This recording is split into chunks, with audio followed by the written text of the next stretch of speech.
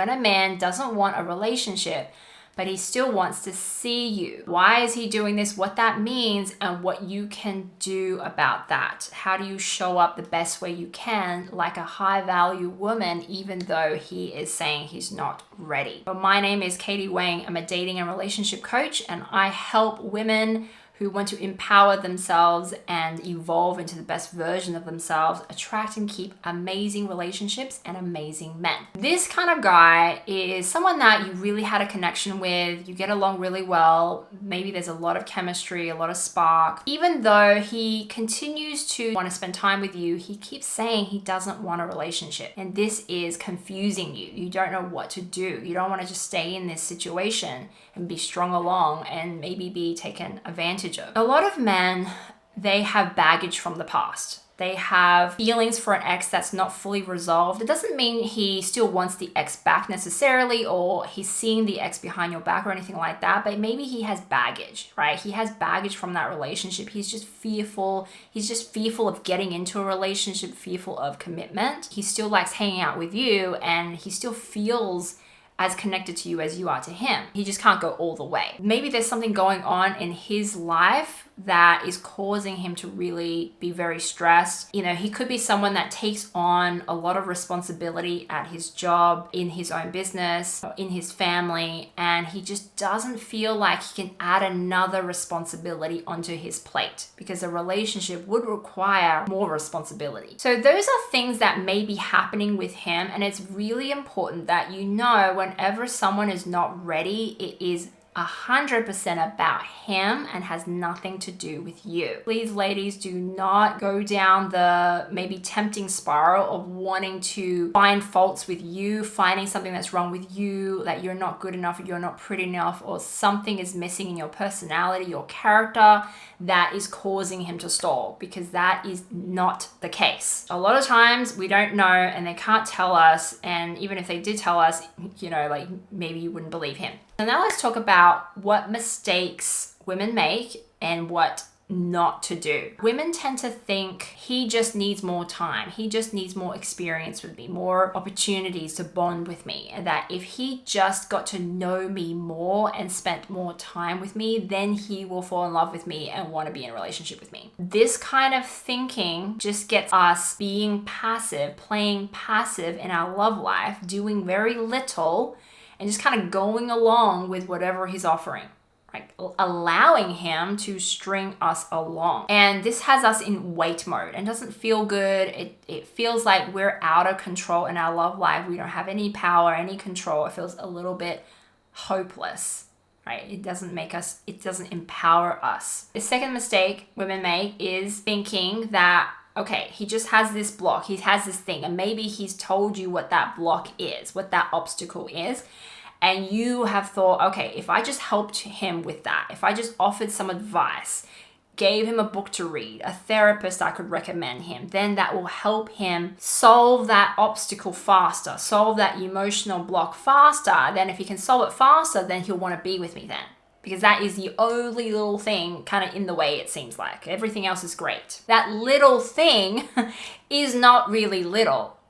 Okay, you are going into your masculine energy and in fix-it mode, trying to solve this for him, and that is not going to inspire him to actually solve the problem. That is just going to make him feel frustrated, make him feel wronged and emasculated, and it won't make him feel like a man. It won't make him feel good about himself. That desire to overcome his block has to come from within him. No amount of you convincing him, pushing him, helping him, encouraging him is going to do any good. That will just take you out of your power, your feminine power, which is what was attractive about you in the first place. The next mistake is reacting by getting angry, getting nasty, getting upset, by wanting to set a boundary with him and telling him, if you keep doing that, that means it's disrespectful to me. And I understand where that is coming from, because that is you wanting to stand up for yourself, stand up for your rights and your feelings. But in the moment of doing that, it's coming across to him like there is a disconnect here. Like you are arguing against him. You are fighting against him. That's kind of how he would feel. Okay, the next mistake is blocking him or deleting his number, cutting him off completely. This comes from our wounded place, us being hurt and just reacting to the situation to try to protect ourselves. And this is not a good idea, because when you block someone, first of all, when you block them, that signals to them that they have gotten to you. It's a very clear sign that you are very bothered, very hurt, very disrespected by that person's actions, which means he has the power and he knows it. If he does work through his temporary blocks or his blocks and he decides after some time that, he does want to be with you, he can't even access you then because you blocked him. So he can't even get back in contact to even have a conversation with you to clear up any misunderstandings. Because I know sometimes as women, we jump to the worst case scenario in the heat of the moment, heat of the argument, and then we block. And we don't really think it through, and then we get lost in our own heads, creating this terrible story about them, about us, and about the future. And then we just get lost in that, and we don't even allow the man to come back and explain the situation. What are the facts of this? And a lot of times I hear women say they'll go back to the guy 6 months later, and then they clear the air and then they realize, oh, it's too late now. If you had cleared it up back then, maybe there would have still been maybe some hope, maybe not.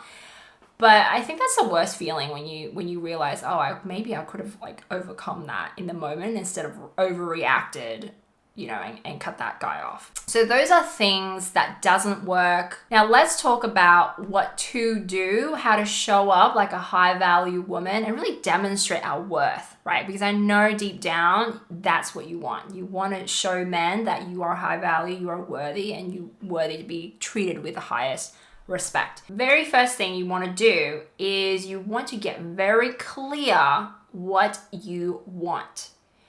If you want a relationship with him, you need to go into the conversation knowing that is your agenda. That is what you're going to communicate. And that has to be congruent.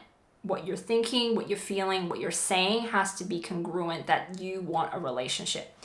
If you have any uncertainty around that, if you're not sure you really want a relationship, or you're afraid he's going to reject you or run away, or any kind of doubt that's coming up in your body, then you will want to say this, the second option I'm going to give. So I'm going to give you two things that you can say. So the first thing you can say to him, knowing that you want a relationship with him, you have been telling me you're not ready for a relationship, and I finally get it.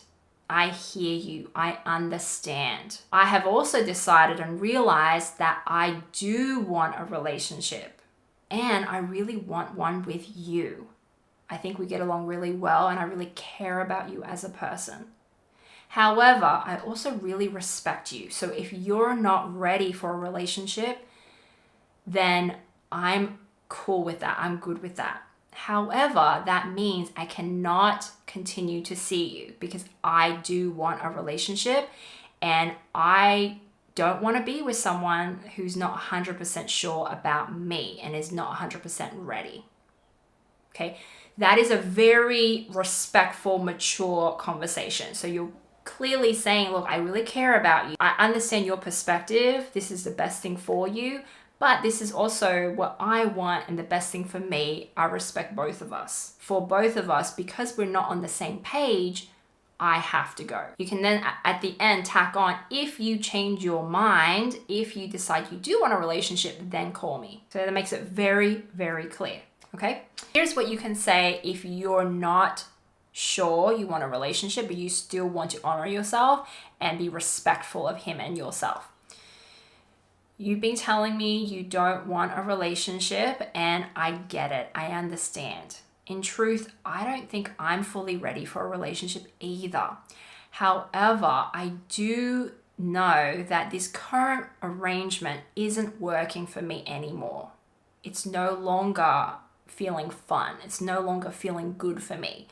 So I think I need to take time away from you and really think about what it is I do want, and maybe you need to do that as well. Now, if in the future we figure it out, we are meant to be together, then we will be together. I believe in that. But right now, this is what I need to do.